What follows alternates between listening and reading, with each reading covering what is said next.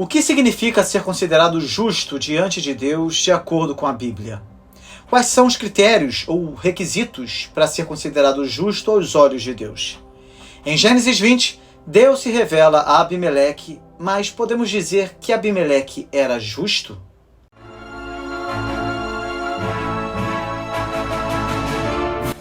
Abimeleque perguntou se Deus mataria uma nação justa, e esta é uma alusão clara ao argumento usado por Abraão em referência a Sodoma. Abimeleque estava alegando que eles não eram como os habitantes de Sodoma. É importante ficar claro que ele não reivindicava para si a pureza que é totalmente livre de mancha, mas simplesmente nega que fosse levado pela concupiscência, quer tirânica, quer intencionalmente, a abusar da esposa de outro homem. Ele argumentou que Abraão havia mentido, pois havia dito, é minha irmã. Mas Sara também havia mentido, dizendo sobre Abraão, ele é meu irmão.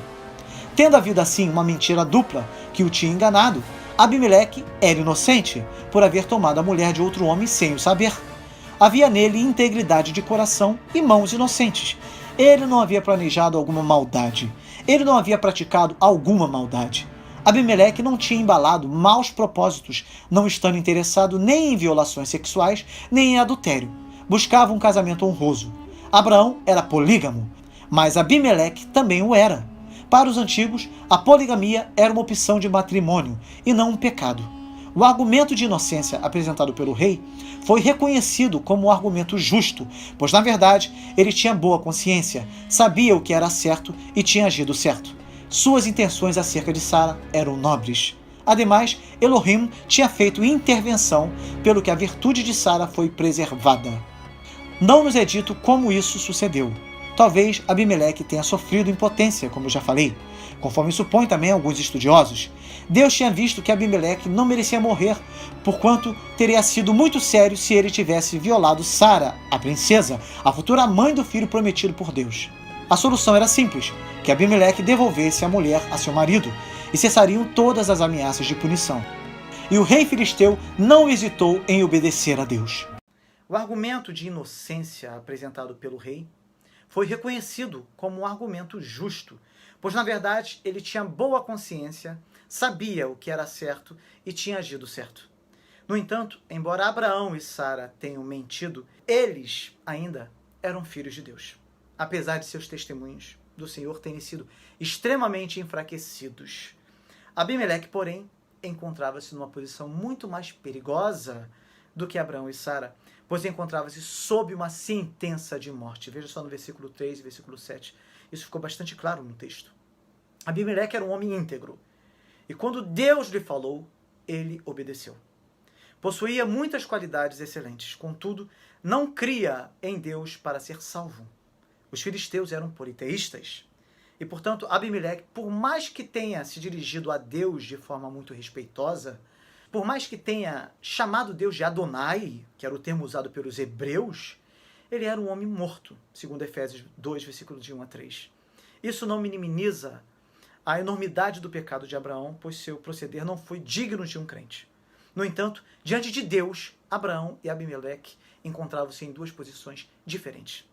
Um deles era salvo, o outro estava perdido. Tem que ficar claro isso. Assim, qualquer pessoa não salva que deseja usar Gênesis 20 como munição contra os cristãos, chamando-os de hipócritas, por exemplo, deve refletir melhor sobre sua situação espiritual diante de Deus. Se uma pessoa não salva concorda com o que a Bíblia diz sobre Abraão, que ele mentiu, então também deve concordar com o que a Bíblia diz sobre os que não creem em Deus e na promessa do Messias vindouro, que esses estão mortos em suas transgressões e pecados. Apesar de sua desobediência, Abraão era aceito diante de Deus. Abimeleque, no entanto, era rejeitado e vivia sob a condenação divina. Veja lá em João 3, versículo 18 a 21. Deus disciplinou Abraão, mas condenou Abimeleque. Para você compreender bem o que eu estou falando, você precisa saber o que significa ser salvo por Deus. Salvação significa ser resgatado de alguma calamidade. A Bíblia apresenta esse conceito, né?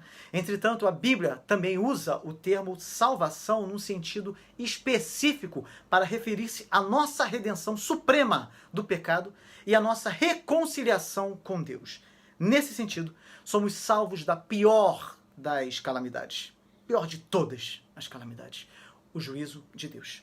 A salvação suprema é concretizada por Cristo, o qual nos livra da ira vindoura. 1 Tessalonicenses 1, versículo 10. A Bíblia anuncia claramente que haverá um dia de julgamento, quando todos os seres humanos prestarão contas diante do tribunal de Deus. Para muitos, esse dia do Senhor será um dia de trevas, sem luz alguma. Será o holocausto supremo, a hora mais triste, a pior calamidade da história da humanidade. Salvação suprema significa ser poupado da ira divina, que certamente virá sobre o mundo. Esta é a operação de resgate que Cristo realiza por seu povo como seu Salvador. A salvação procede do Senhor. Salvação não é um empreendimento humano. Os seres humanos não podem salvar a si próprios. A salvação é uma obra divina, é concretizada e aplicada por Deus. A salvação pertence ao Senhor e provém do Senhor. É o Senhor quem nos salva da ira divina. Nesse sentido, Abraão, com toda a sua imperfeição, era salvo, pois crera na promessa de Deus. No entanto, Abimeleque era pagão, um rei com muitas qualidades, mas que cultuava a outros deuses. E não nos é dito que ele era um servo de Adonai. Portanto, que tipo de relacionamento você tem desenvolvido com Deus? Deus se revela de diversas formas. Normalmente, nós dividimos a revelação de Deus em revelação geral e revelação especial. A revelação geral é o conhecimento que Deus dá de si mesmo a todas as pessoas, de todos os lugares, de todas as épocas. Isso ocorre através da natureza, da consciência humana e do governo providencial do mundo criado. Esse tipo de revelação não é específico, ou seja, seu conteúdo é geral e não traz detalhes sobre a vontade de Deus e sua obra na história da redenção. Já a revelação especial é o tipo de revelação de Deus que hoje está disponível nas Escrituras. A revelação especial fornece de forma clara e objetiva todos os detalhes que Deus quis que soubéssemos sobre o seu propósito, sua obra e sua vontade. É através desta revelação especial que o homem é salvo por Deus. Não deseje nada menos do que esta revelação especial de Deus. Leia as Escrituras e peça a Deus que ilumine os seus pensamentos para a devida compreensão de sua bendita e santa palavra. Se você deseja conhecer a Deus desta forma, manifeste este desejo nos comentários. Faça um comentário dizendo isso de todo o seu coração. E que Deus se revele de forma especial a você.